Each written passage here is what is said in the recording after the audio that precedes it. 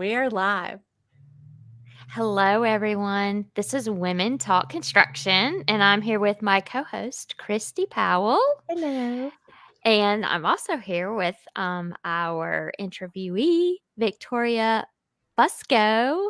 And we are so excited to have her on the show today. You know, she's a great friend of ours, and we can't wait for you to hear her story. She is the founder of the Leader HQ, and she just recently expanded her company, and she's been doing this for 10 years, and you definitely want to give this a listen.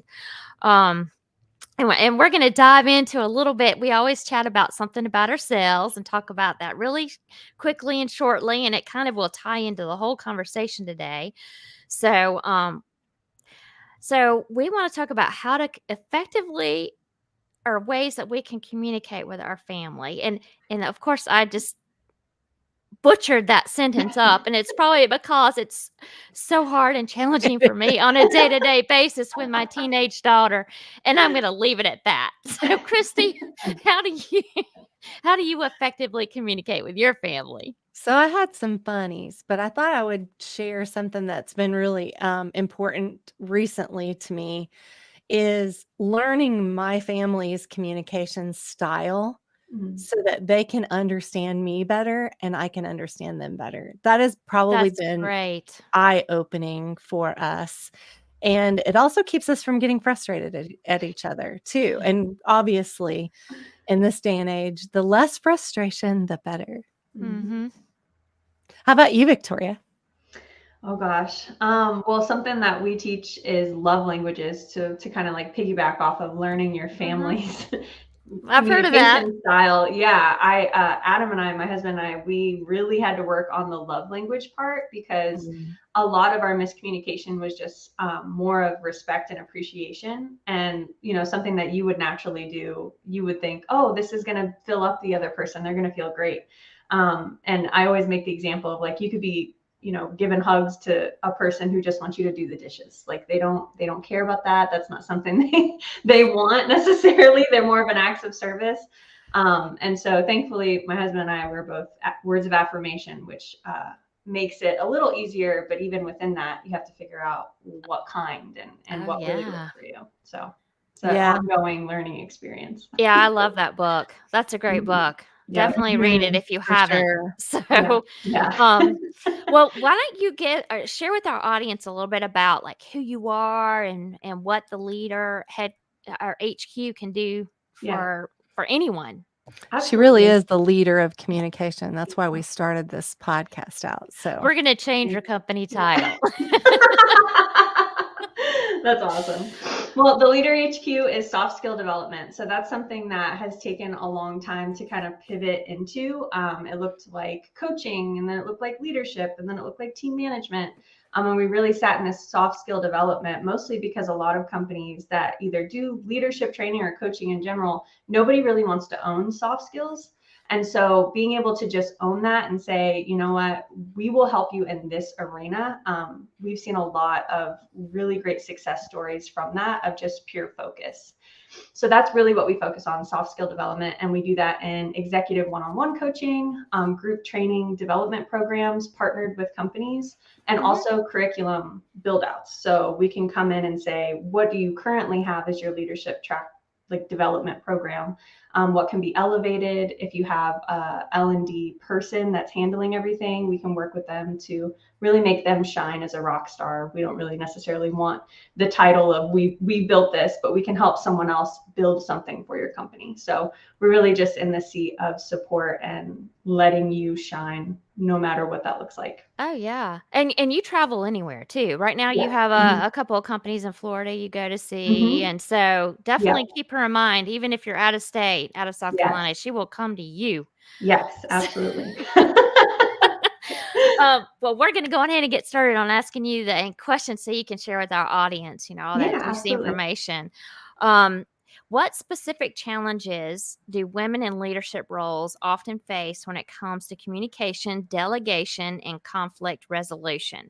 And how does your coaching approach address these challenges? We have been on so many podcast Oh interviews my where gosh. communication is like so key. In fact, our last one just brought that up Yeah. again. Oh, wow. And us being in Christy and I working in pretty much a whole career full of male populated industries and roles. How do you tie that all in together, and how do you help us Yes, yes, people? I know. So my favorite word with all of this is codependency, which, Mm. I'm not a therapist, so I don't really touch on more psychological things, And but I'm a codependent, by the way. yeah, we I all am. are, honestly, Yeah. in some capacity, Yes. in some facet of our life. Yeah. And that just comes from past experiences, blah, blah, blah, blah, blah, right? But Mhm. codependency, really the definition of that is the need to be needed. And so Mm. a lot of women more than men struggle with this, mostly because if you were even raised in a religious background at all, we're seen as the caretakers, right? And even if Right. it's not religious background, the mother of, Right. just women in general, we are seen as, the homemakers, the caretakers. We're taking care of babies. Even if we don't have babies, we got usually a man-child baby to take care of as well. Love ya. But that's the truth. I'm So we're writing that seen, one down. yeah, you're like, and pause, highlight that part. But we're seen as the people who have to take care of others. And so naturally, we take that into the workplace when we're managing other people. Mhm. And it's not something that's necessarily conscious for us because it feels good to be needed. It feels good to be wanted. And so how that translates is when we have a team and we're trying to delegate things, this is a big one. Like if there's anything in what I teach, delegation is like the biggest piece, because it can be difficult to pass things on. It is. And so, and then it doesn't feel good anymore because then you're like, well, I was the one that was checking that off the list and I feel accomplished. And now you have to pass it on to other people. And so we tend to stay in this center, right, where everybody's kind of attached to us and Mhm. pulling us in different ways. And as we detach those things, it just doesn't feel good. But we have to, right? Because we want our To team to be grow. independent of us. Yeah. Because we all complain about that. Oh, I can't, go on vacation and not take a phone call, or I can't not check my email because I'm needed. Well, if that's the case, that's something that I always encourage my clients to look at themselves. Like, what are they allowing? What are they, encouraging or not encouraging their team to do independently of them? And it takes a lot of prep to make that Mhm. happen, For which I sure. think a lot of people too, it's scary to stay in prep. But we have to do that to really make sure we set our people up. And it's a constant refinement too. It's not Yeah. just like, it's never set and done, because having to pull out what you're actually doing and how you think is a long process that Mhm. you kind of unravel it as it goes. And as your team asks questions and says, well, what about this? And you're like, well, I never thought about that. Let me write that out. That was long-winded. No, but it's really important that you have a process and a system to Yeah. make it happen, Mm-hmm. right? And it Yeah. sounds like you're being able to pull that all together for people, or Yeah. just see the restrictions that maybe a leader has. Mm-hmm. You've done that for me with Women Confidence Builders. Just help me kind of focus on, how do I lead a 25-person board? It's a lot. And it's not easy because you don't know. I don't know a lot about them yet, right? They don't work for me, but they're Yeah. actually on our team. So it's just a challenge. And I've really appreciated the fact that you've kind of like shown me I need to let go of things. And It's it hard. isn't easy. It really Yeah. isn't easy, but it Mhm. feels good once things start working the Mhm. way they should be. Yeah. And I say that because they should be working that way. You can't Mhm. grow if you're doing everything yourself. So I appreciate Exactly. that. Yep. And it feels good in a different capacity too. It Like does. it looks different when you let things go. And the filling up of your cup, it's filled up with Yeah, different things, which is it totally is. fine. It's usually lighter, right? Yes. A little bit lighter. Well, and it's more impactful. Like what I'm doing now, is more impactful for the organization Mm. than me trying to do all the little things behind the scenes. Yeah, so growth is necessary. So, Yeah. on that aspect, let's talk a little bit about mentorship Mm. because that seems to be something that women are talking about all the time. Mhm. Men, they don't use that word. I think they use something different. I'm not sure what they use, but they see the value in it. I just Mhm. don't know that they've come up with this is mentorship, sponsorship kind of Right. of names. But in your experience, how does mentorship and leadership training positively impact both individuals and businesses, especially in the context of empowering women in leadership positions? That's such a good question. I love mentorship. Mentorship is pretty much just coaching in a different capacity.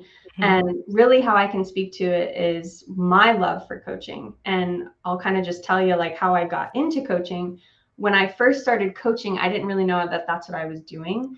I thought that coaching meant life coaching. And so I never claimed that because I was like, ooh, like, I don't want to be a life coach. Like that, just, no hate on people who are life coaches. You have to really love it, right? It's like real estate. That was not for me. But over the course of just kind of like learning new things in business, I really understood what being a coach meant. And what being a coach meant is actually what being a leader is, which is the definition of a leader is to guide and inspire others. It's not to tell them what to do. It's not to give them solutions. It's not to fix it, right? A lot of us want to go into problem solving mode when really a lot of times we just need to facilitate a conversation. And so that's to me what mentorship and coaching is. And when you think of, struggling with something and you want to call a friend, right? And they give you all the solutions. Has that ever happened to you? Like All the time. they give you all the solutions and the fix it, fix it, fix it. And you're like, I literally just wanted you to listen to me. Like, I guess I didn't communicate that right. And then you get off the phone call and you're like pissed off or you're frustrated or you're more confused than you were before. And so every time I think of mentorship and coaching and the benefits of it, I think of that scenario. And I'm like, a lot of times we just want to be heard. We just want to be seen. Right. And that's really what mentorship and coaching should be. Active listening. Active listening. And in a leadership role, that's exactly the definition of it, is to guide, to listen, to empower your people, to facilitate a space for growth, not to be in the front, not to be on the stage, not to, I always make the example of the 300 guy, going into battle. Oh, yeah. That's not a leader. Like, that's not a coach. That's not a mentor. We're in the back, right? We're kind of seeing, is somebody falling behind? What do they need support? Do they need help?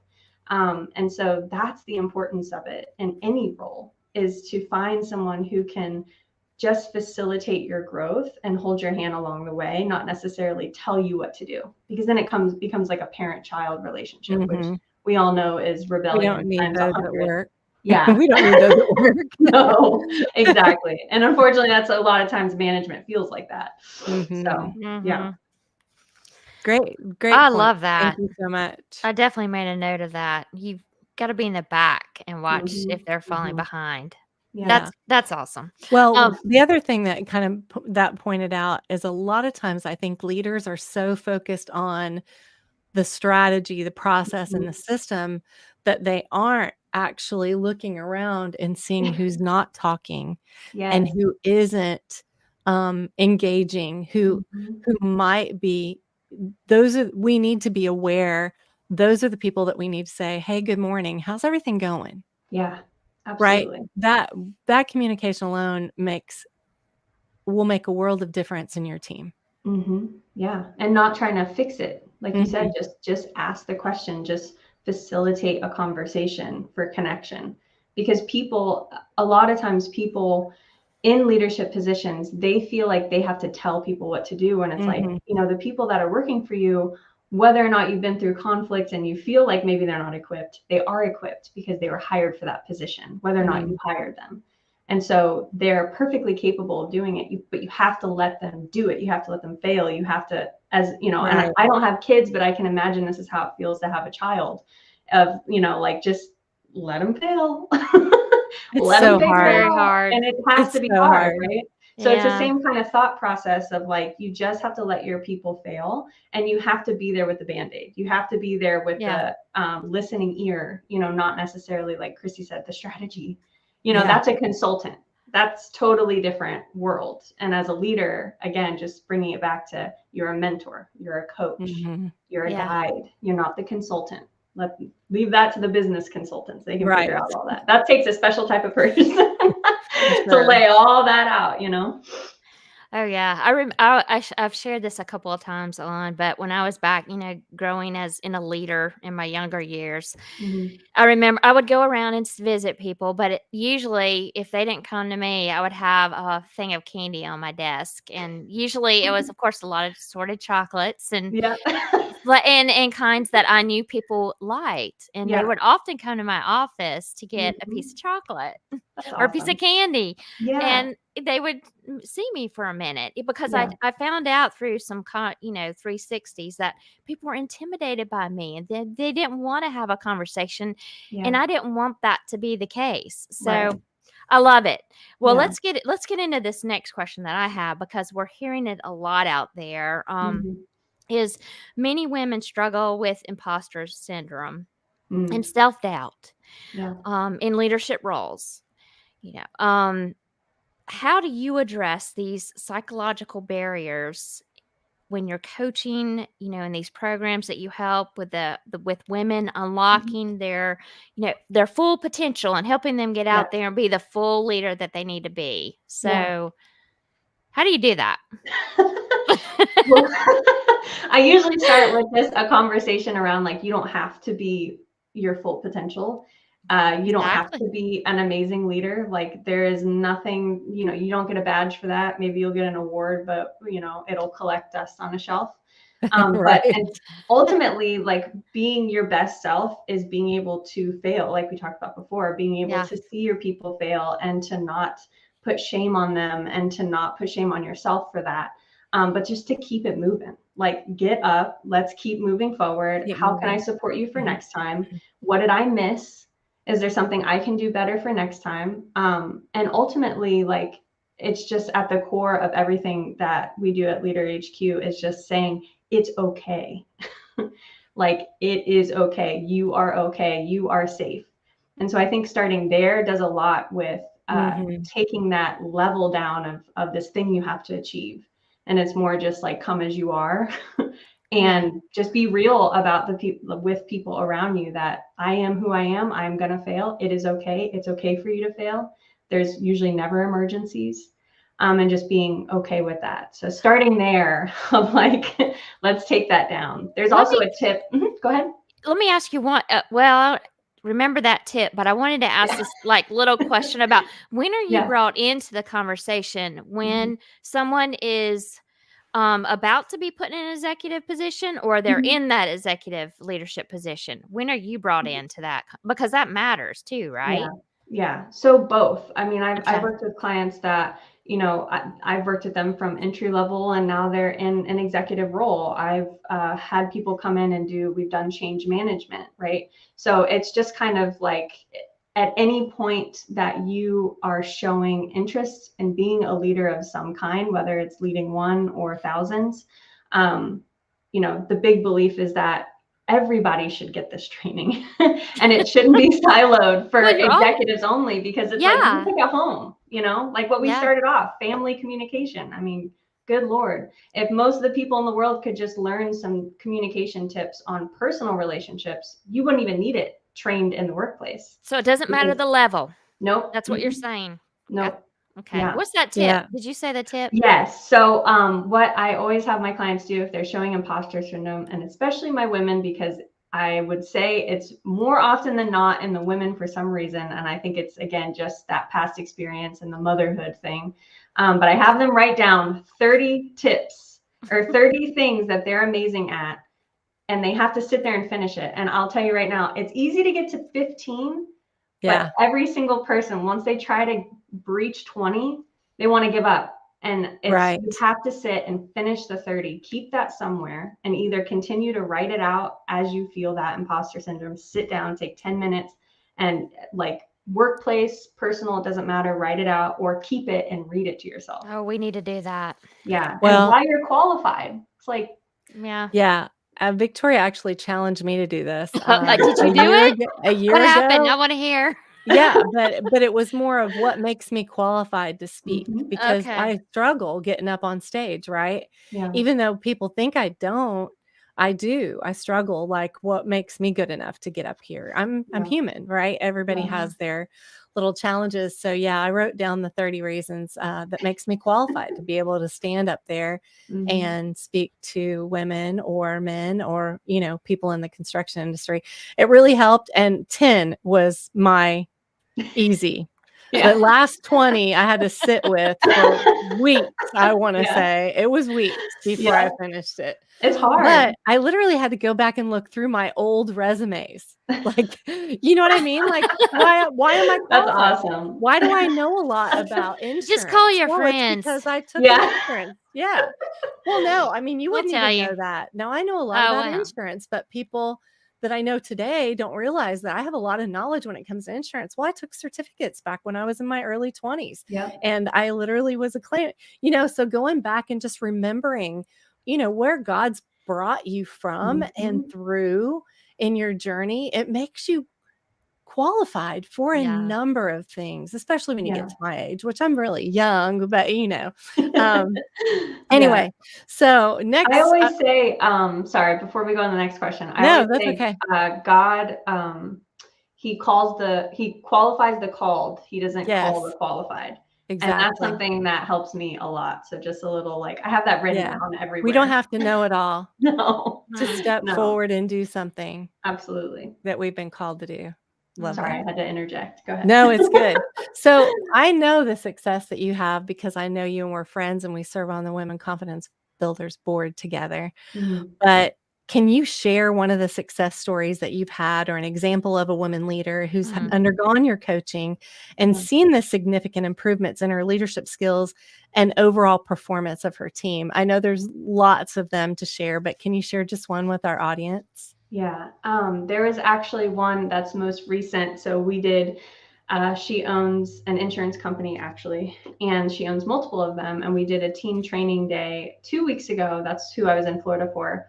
And I can just tell you from last year doing the team training day to this year, being in the room and actually seeing the engagement and the collaboration and the connection between her team, whether they were managers or entry level, was powerful. And it's almost like I'm like, how do I get that testimony out for a feeling in the room? Right. And even just, less resistance around some of the silly team bonding stuff that was happening, the celebration and the conversations that were happening, like real heartfelt conversations of like how they feel appreciated and what they're really struggling with. Being able to be in that room, and feel that and see that has been the biggest just reminder of why, we're doing what we're doing over here at the Leader HQ for more connection and people being able to take this stuff home and implement it into their personal lives too. For sure. I mean, just better communication. That's why we started the conversation today with our families. Yeah. Those are the most difficult They really conversations are. a lot of times. Absolutely. Yeah. They are. Yeah, I always say it's so much harder to be a parent than it is to lead a company. It really is. Yeah, That absolutely. kind of keep that in the back of your mind as your CEO. But so share with us some unique strategies or myths, and you've already kind of shared a few with us that you employ to create a supportive and empowering environment for women leaders or just women in their management teams during your coaching sessions. I mean, it sounds like what happened in Florida is and that's not even a thing. You can you have Write to it share it down. like that. Yeah, you can even it's hard to quantify it. It's like, I just needed a video. Exactly. That It would even be hard to do it that way. Yeah. But share with us any additional unique strategies that you use in your coaching sessions. Yeah, absolutely. So If you one can of the do things, that for free. I know, right? I'm like, you're gonna have to sign an NDA. No, I'm just kidding. One of the things that I do that's always really funny, and I try to do silly things that will make you remember it because it's either going to be really traumatizing or really funny to you, and you won't forget it, but you will implement it in the moment, which is the reason that we're doing this and the reason why it's so important, right? So one of the things I always start off with is understanding that everybody's past dictates how they perceive the world around them and how they act in the world around them, either responding or reacting. And so it's perspective, and then we act out of patience. And so one of the things I do is I have everybody in the room zoom out in perspective and act out of patience. So I've got like, either 9 or 100 people going like this in the middle of the room. But then you walk out and after it and you watch people and they're all making fun of it, laughing, right? But they're going to remember that as they Oh, go yeah. into a conflict, to zoom out in perspective, realizing that this person is acting like this because of their past trauma or their past experiences. It's not about me. And they're acting out of patience, which means they're taking a breath before they're responding, which means they're responding out of patience and not reacting in emotion and being pulled into somebody else's emergency. I So love that. zoom out. That's like all day I Yeah. do that. So if you see anybody doing that in public, that's me. You can blame Victoria me. did it. That's Yeah. because Victoria Everyone's has crazy. been to visit. Yeah. Yes. That's so funny. Oh, yeah. So we just appreciate you so much for Yes, being we on do. today Appreciate and you all the guys. things that you are doing at the Leader HQ to help me, help Angela, help. If you're not following Victoria on Instagram, LinkedIn, all of the social media pages, you need to. Very valuable tips and real actionable things that you She can do to be a does. better Yes. leader. And I it's loved it. there, right? It's all free, Mhm. but she also has a workshop, a communication workshop that's new. Talk a little bit about that real quick before we Yeah. close up, Victoria, just to tell us about these workshops. Mhm. I know some people that are taking them this year and Yeah. excited to see their growth in person. Yes. So the workshops are either just kind of a one-off for companies that maybe don't understand the full spectrum of what could be offered in a company, or they have an annual team meeting they just need a motivational speaker for. We'll come in and actually do actionable steps that people can walk away like this and remember and handle conflict better. So it's all about navigating negativity, communicating with tact and professionalism, and overcoming adversity. So it's more customer facing, but really Nice. it works on internal team as well. Thank you Mhm. so much for being here today. And before Thank we you for leave, having me. I want you to tell our audience how to get a hold of you if they need your training, how to find you, and what's the best way to get in touch. Yes, so Instagram, Facebook, LinkedIn, all at the Leader HQ or theleaderhq.com. You can also find me just Victoria Fusco on LinkedIn and Facebook too. She's also on the Breaking Barriers Forum, so I have Yes. to throw that in there. If you are not on the Breaking Barriers Forum, please get on. Remember, we're changing the perception of non-traditional roles one conversation at a time. Thank Mhm. you again for being here. Have a Thank great day, you. Victoria.